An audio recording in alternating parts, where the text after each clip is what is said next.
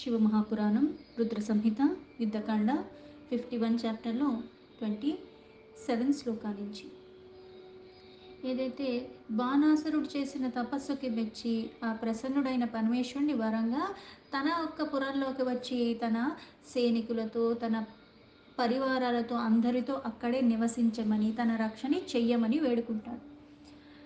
దానికి తగ్గట్టుగానే అంటే మాయకి లోబడిన బాణాసురుడు అడిగిన కోరిక ప్రకారంగా పరమేశ్వరుడు అక్కడికి వెళ్ళి ఉంటాడు. నృతుర్జహాసుశ్చాపి గంధర్వ అప్సరస్తథా చేపుః ప్రణేముర్మునయ అనుష్ఠుస్తుష్టు వృక్షతమా. దేవగణములు దైత్యులతో అందరితో లీలా విశారదుడైన పరమాత్మ ఒక లీలకి పూనుకున్నాడు. ఆ సమయంలో అక్కడున్న గంధర్వులు అప్సరస స్త్రీలు అందరూ కూడా ఆనందమయంగా నృత్యాలు చేసుకుంటూ నవ్వుతూ ఉన్నారు. అక్కడున్న మునులు కూడా ఆ పరమేశ్వరుడికి నమస్కరిస్తూ వాళ్ళ జపాలు వాళ్ళ పూజలు ఆ స్తవనాలతో ఆయన్ని స్తుతించుకుంటూ ఉన్నారు. బబల్గు ప్రమతాః సర్వే ఋషయో జుహువుస్తథా ఆయయుః సిద్ధసంఘాశ్చ దదృశుః శాంకరీరతిం. ప్రమద గణములేమో అట్టహాసాలు చేసుకుంటూ ఉన్నారు. ఋషి వాళ్ళేమో హవనాలు చేసుకుంటే ఎవరి పనిలో వాళ్ళు లీలగా ఉన్నారు. సిద్ధ గణములు అక్కడికి వచ్చారు. ఆ పరమేశ్వరుని చూస్తూ అలానే ఉండిపోయారు. కృతార్కిక వినేషుశ్చ మ్లేశ్చాశ్చ పరిపంతినః మాతరో అభిముఖాస్తస్తుర్ వినేషుశ్చ బీభీషికాః. అంటే ఇక్కడ గంధర్వులు ఉన్నారు, అప్సరసలు ఉన్నారు. వాళ్ళు ఏం చేస్తున్నారంటే నవ్వుకుంటూ నాట్యాలు ఇవన్నీ చేసుకుంటున్నారు. కానీ మునిగణములు ఆ పరమాత్మనే స్మరిస్తూ ఆ పరమాత్మ యొక్క జపం చేస్తూ మళ్ళీ పూజలు చేసుకుంటూ స్తవనాలు చేసుకుంటూ ఉన్నారంటే ఇంద్రియాల మీద నిగ్రహణ ఉన్నవాళ్ళు, చంచలత్వానికి లోబడని వాళ్ళు మాత్రం అదే క్రియలు చేసుకుంటూ ఆనందంగా ఉన్నారు. ఋషివర్లు ఇతరితరులు అయిన వాళ్ళు ఇక్కడ మేచ్చలు అంటే కాస్త క్రూర కర్మలు చేసేవాళ్ళని మేచ్చలు అంటారు. అంటే వీళ్ళు విధ్వంసం చేస్తూ అలాగే చాలా అంటే విధ్వంసంలాగా చేస్తూ ప్రతిదాన్ని నష్టపరిచేలాగా అలాగే అందరికీ కాస్త హాని కలిగించేలాగా అట్లాంటి వాళ్ళు. అంటే ఎలా అయితే దుష్ట స్వభావం ఉన్నవాళ్ళు దుర్గుణాలు ఉన్నవాళ్ళు కూడా వీళ్ళందరూ కూడా నశించిపోయారు. అంటే ఈయన సమక్షంలోనే సర్వలు ఉన్నారంటే అర్థం ఏంటంటే ఈ ప్రదేశం అని కాదు ఇక్కడ అర్థము. చరాచర జీవరాశికి మూలమైన పరమాత్మ సర్వంతర్యామిగా సర్వవ్యాపిగా ఎప్పుడూ ఉంటున్న పరమాత్మ. తెలుసుకోవాల్సింది తెలుసుకుంటూ చెయ్యవలసిన క్రియలు చేసుకుంటూ ఇంద్రియాల యొక్క నిగ్రహణతో చంచలత్వానికి లోబడకుండా ఉండి ఆ పరమాత్మ తత్వాన్ని గ్రహించగలిగిన వాడు, ఆ పరమాత్మకి సమర్పణ భావంతో నిత్యము నిరంతరము ఉండగలిగిన వాడు ఆనందంగానే ఉంటాడు. అందుకే సిద్ధగణములు కూడా అక్కడ పరమాత్మని చూస్తూనే ఉన్నారు. ఆయన లీలా విశారతని చూస్తూ అలానే ఉండిపోయారు. కానీ మేచ్చలు ఇటువంటి క్రూర కర్మలు చేసే వాళ్ళందరూ నశించిపోయారు. సమస్త దేవత ఆ మాతలందరూ కూడా ఆ పరమేశ్వరుడు యొక్క సుముఖంలో ఉన్నారు. వాళ్ళకి ఆయన సుముఖంలో ఉన్నప్పుడు భయాలన్నవి దూరం అయిపోయాయి. అంటే అదే పరమాత్మ ఎవరిని నశింపచేస్తున్నాడు, ఎవరికి అభయం ఇస్తున్నారు, ఎవరికి ప్రసన్నత వస్తుంది అంటే ఇలా సమర్పణ భావంతో ఉన్న వాళ్ళకి, వికారాలకి దుర్గుణాలకి దూరంగా ఉండగలిగిన వాడికి. రుద్ర సద్భావ భక్తానాం భవదోషాశ్చ నిస్సృతాః తస్మిన్ దుష్టే ప్రజాః సర్వాః సుప్రీతిం పరమాం యయుః.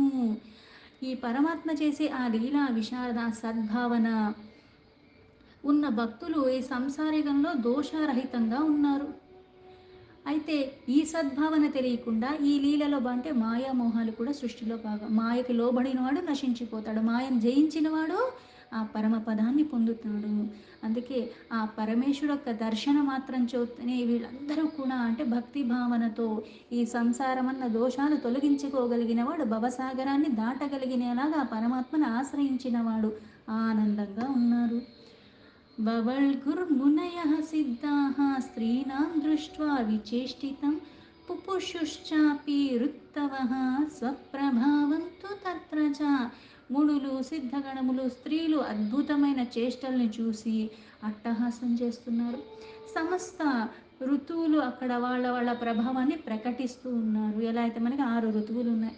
అన్నీ ఒకలాగా ఉన్నాయంటే లేవు. ఆ ప్రభావాన్ని చూపిస్తున్నాయి అంటే ఇక్కడ కొన్ని కొన్ని మనకి తెలియకుండా ఎలా అయితే గాలి హాయిగా వీస్తున్నప్పుడు మనకి తెలియకుండా ఆస్వాదిస్తూనే ఉంటాం. ఒక్కొక్కసారి మైమర్చిపోతూ ఉంటాం. అలాగా वाताश्च मद्रुवः पुष्पकेसरधूसराः चुकुजुः पक्षिसङ्गाश्च शाकिनां మధులం పటాహ. ఆ పుష్పాలు కూడా మిశ్రితంగా ఉన్నాయి. సుగంధాలన్నవి అంటే ఒకదాని వాసన ఇంకో దాంట్లో కలిసిపోతున్నట్టుగా, ఇంకా అంటే ఒకటికి ఇంకోటి ఆహ్లాదకరంగా ఇక్కడ లీల చేస్తున్నారు. అన్ని ఋతువులు అంటే ఇప్పుడు ఎలా అయితే అకాలంగా వర్షాలు పడుతున్నాయి అంటే వర్షాకాలం కాదది, కానీ వర్షాలు పడుతున్నాయి.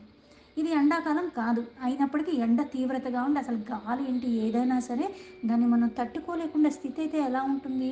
ఇలాగ ఇంతకు ముందు చెప్పినట్టుగా సమస్త ఋతువులు కూడా వాళ్ళ వాళ్ళ ప్రభావాన్ని ప్రకటింపజేస్తున్నాయి. ఈ పువ్వులన్నీ చాలా చక్కగా సుగంధాలతో మిశ్రితంగా ఉన్నాయి. పైగా గాలి అంతా వ్యాపింపజేస్తుంది. ఆ సువాసనలు అన్నట్టుగా ఉన్నది.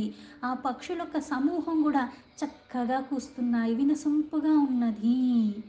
पुष्पभारावनद्धानं रारटयेरंश्च कोकिलाः मधुरं कामजननं వనేషు పవనేషు చ.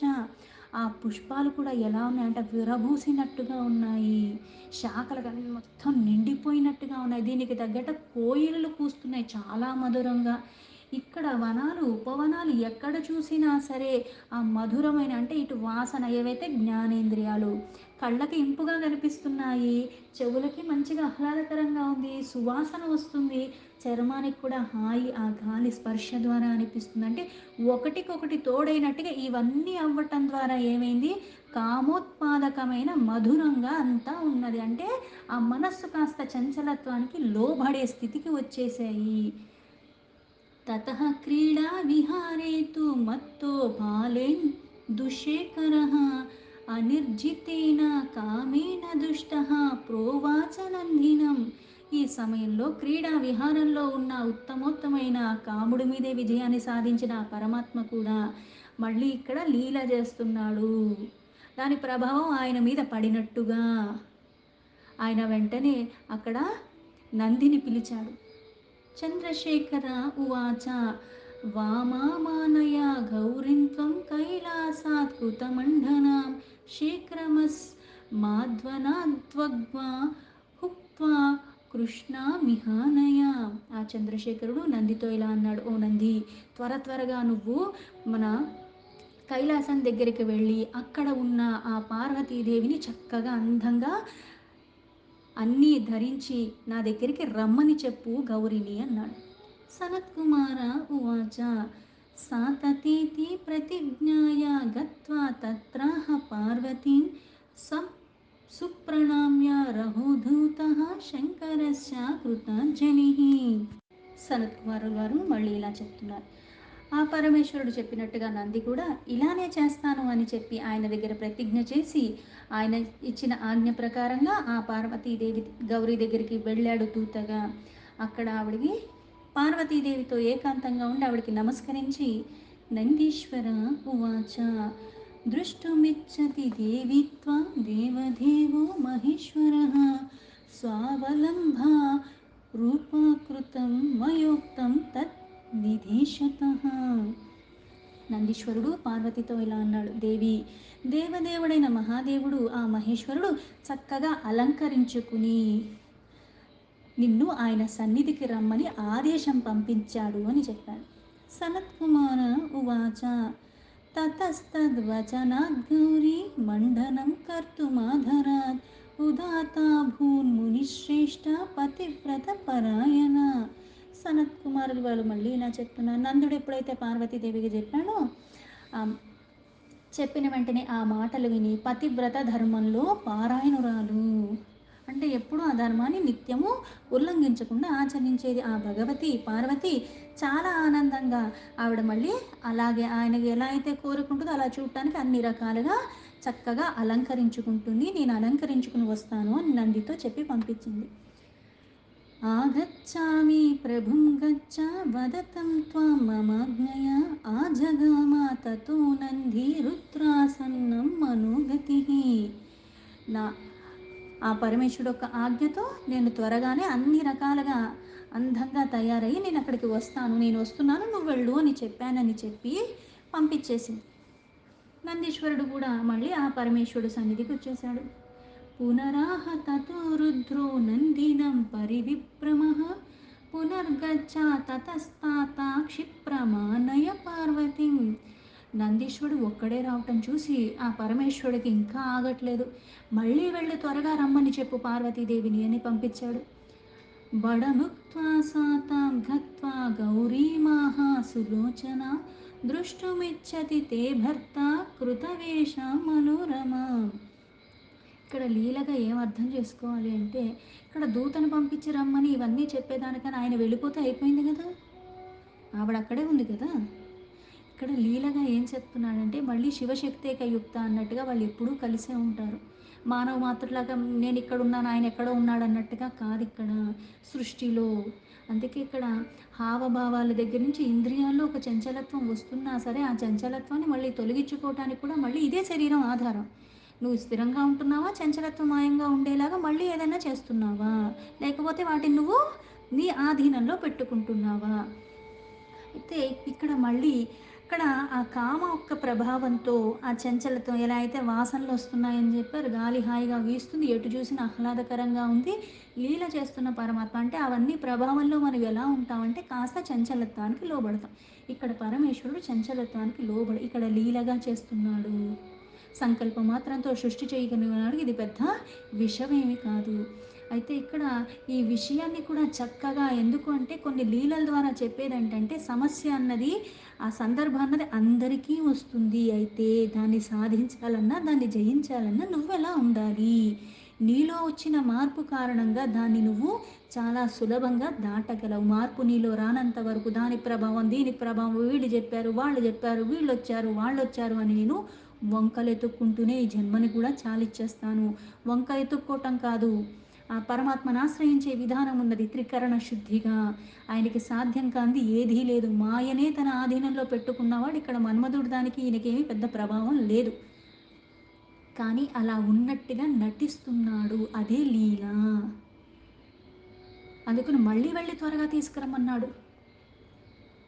బడముక్త్వా సతాం గత్వా గౌరీమాహ సులోచనాం దృష్టుమిచ్చతి తే భర్త కృతవేషాం మనోరమాం. నందుడు మళ్ళీ పరమేశ్వరుడు ఆజ్ఞ మేరకు అలానే అని చెప్పి మళ్ళీ అక్కడ గౌరీదేవి దగ్గరికి వెళ్ళాడు.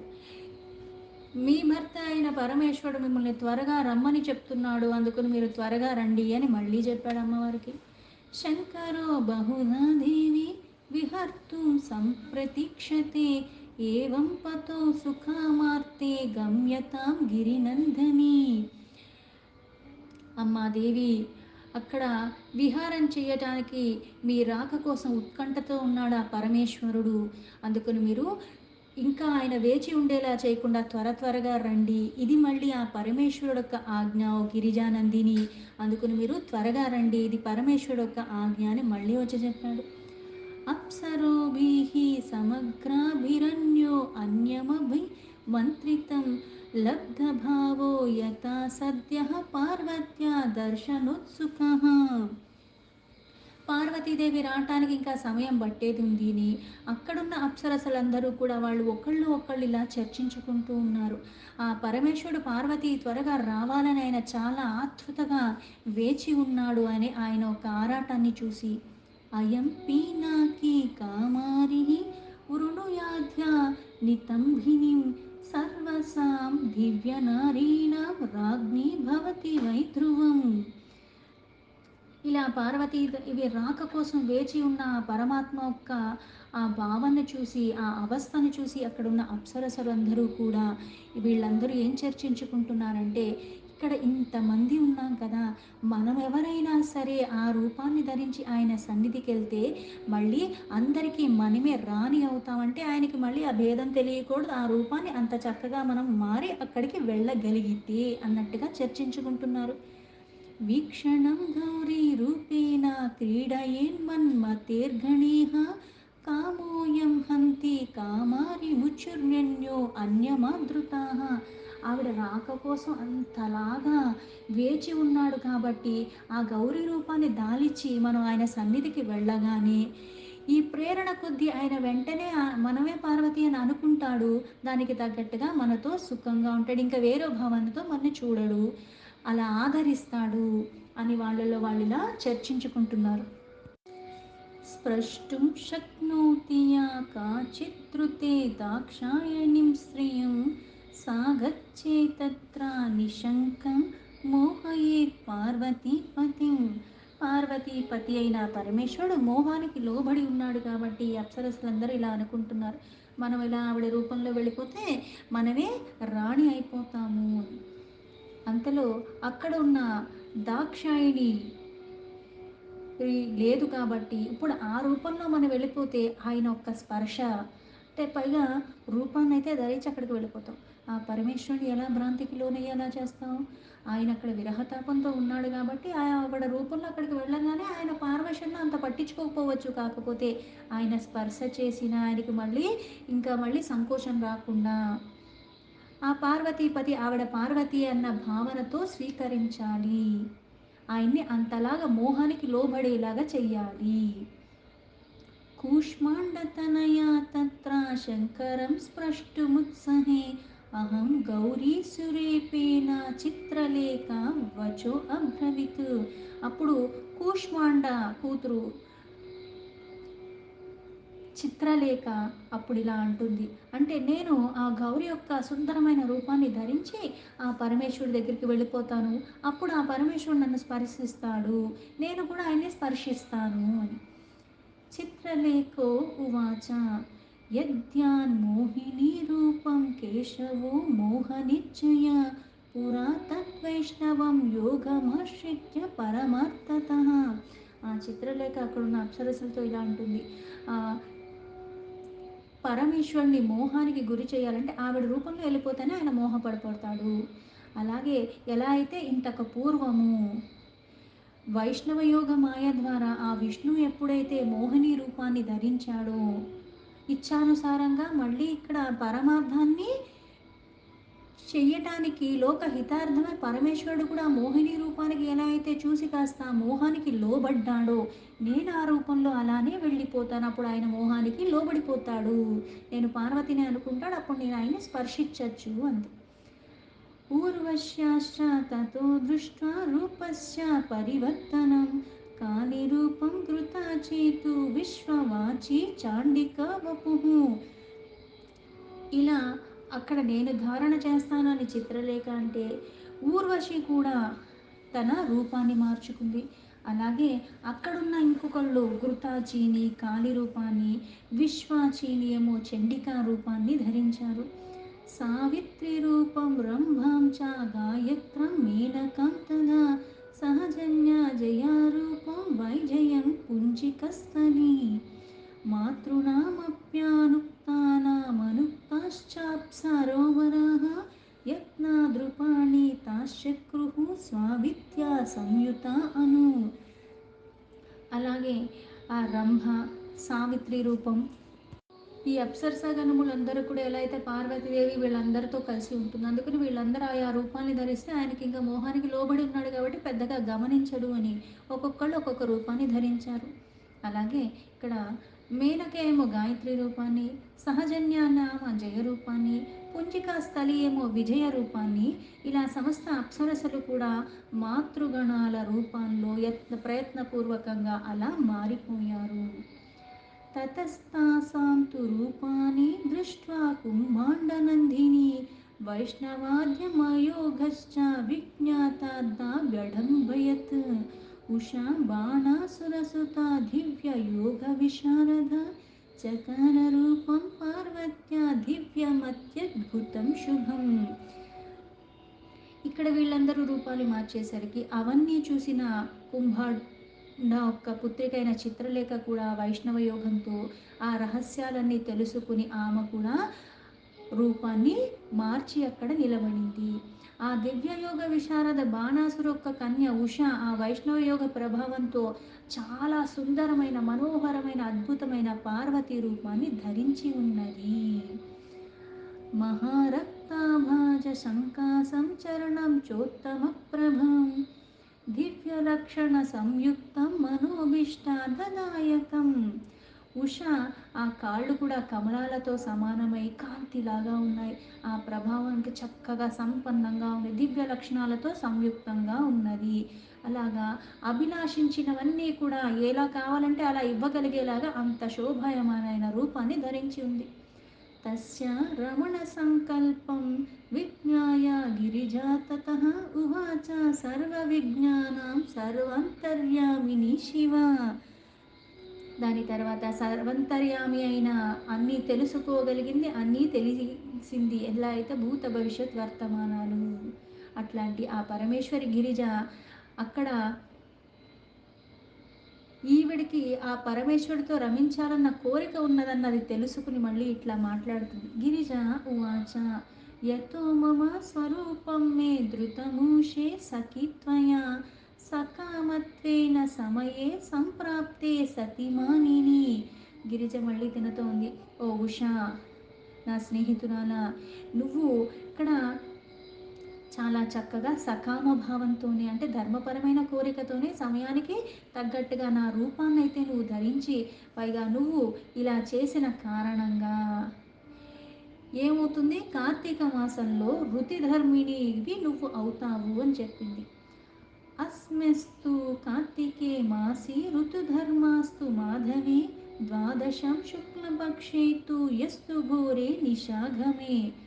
అలాగే వైశాఖ మాసంలో శుక్లపక్షంలో ద్వాదశి తిథిలో కూడా ఆ ఘోర అంధకారమైన రాత్రిలో ఉపవాసపూర్వకంగా అంతఃపురంలో నువ్వు ఎప్పుడైతే ఉంటావో ఆ అవస్థలో ఉండగా కృతోపవాసం త్వాం భోక్త సుప్తామంతఃపురే నరః సతే భర్త కృతో దేవస్తేన సార్ధారమిష్యసి. అంటే అలా ద్వాదశి తిథి రోజు ఉపవాసపూర్వకంగా నీ అంతఃపురంలో నువ్వు పడుకుని ఉండగా ఆ అవస్థలో ఉండగా అప్పుడు ఎవరైతే పురుషుడు వచ్చి నీతో ఉంటాడో అతడే నీ భర్తగా దేవగణువులందరూ కూడా నీ భర్తగా నీకు నియమించి ఉన్నారు అని చెప్పింది. ఆభాల్యాది విష్ణు భక్తాసి యతో అనిశమతంద్రిత ఏవమత్స్థిత్వతి సా ప్రాహ మనసా లజ్జితానన. అలాగే ఇక్కడ నువ్వు ఎవరితో అయితే ఆ సమయంలో అలా వచ్చిన అతనితో నువ్వు రమిస్తావో ఇక్కడ బాల్యావస్థ నుంచి నువ్వు ఎప్పుడైతే అలౌకికమైన సర్వదా విష్ణుభక్తిమయంగా ఉన్న కారణంగానే అని ఇలాగే అవుతుంది అని చెప్పింది. ఎప్పుడైతే ఆ మాటలో గిరిజాదేవి చెప్పిందో ఉష చాలా సిగ్గుతో తల ఉంచుకుని నవ్వుతూ ఉండిపోయింది. అత సా పార్వతీదేవి కృత కౌతుక మండన రుద్ర సన్నిధి మాగత్య చక్రీడే తేన శంభున. దీని తర్వాత ఇక్కడ ఆ రుద్రుడికి సమీపంగా ఆ పార్వతీదేవి అక్కడ ఆయన దగ్గరికి వెళ్ళింది. వాళ్ళు హాయిగా ఆ సమయాన్ని గడిపారు. తతో వ్రతాంతే భగవాన్ రుద్రాశ్చాదర్శనం యయో సదారః సగణశ్చాపి సహితో దైవతేర్మునే. ఓ ముని, తదనంతరము అలాగా పరమేశ్వరుడు సదాశివతో అలాగే ఆ సదాశివితో ఉన్న స్త్రీ గణములతో దేవతలతో కలిసి అక్కడి నుంచి అంతర్ధానమైపోయాడు. దీంతో శివ మహాపురాణంలో రుద్ర సంహితలో యుద్ధకాండలో 51 చాప్టర్ సంపూర్ణం.